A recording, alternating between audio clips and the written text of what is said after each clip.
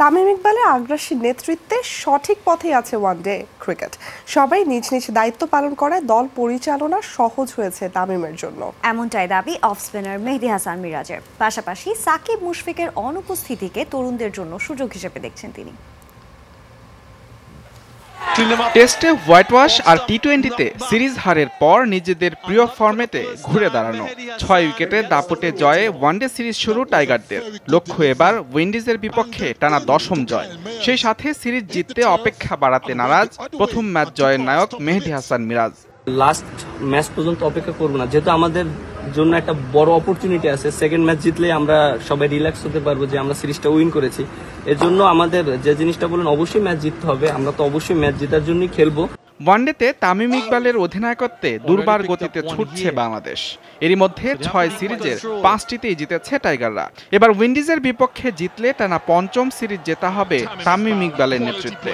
সব মিলিয়ে আরও 2 সিরিজ জিতলে মাশরাফির করা টানা 6 সিরিজ জয়ের রেকর্ড স্পর্শ করবেন তামিম। সাউথ আফ্রিকার মতন কন্ডিশনে যে কিন্তু আমরা সিরিজ উইন করেছি, তারপরে অলমোস্ট 4টা না 5টা আমরা সিরিজ জিতেছি।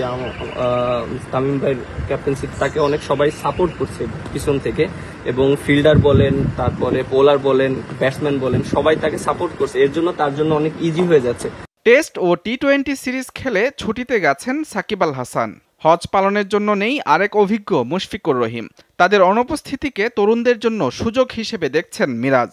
যারা তাদের জায়গা আসে তাদের জন্য খুবই ইম্পর্টেন্ট, এবং তাদের কেরিয়ারের জন্য অনেক ইম্পর্টেন্ট। যে তারা যদি ভালো ক্রিকেট খেলে তাহলে তাদের নিজেদের কেরিয়ারও ভালো হবে, এবং তারা যদি এই অপরচুনিটিটা নিতে পারে অবশ্যই নিজেদের কেরিয়ারের জন্য এবং দেশের জন্য ভালো হবে, ভবিষ্যতের জন্য।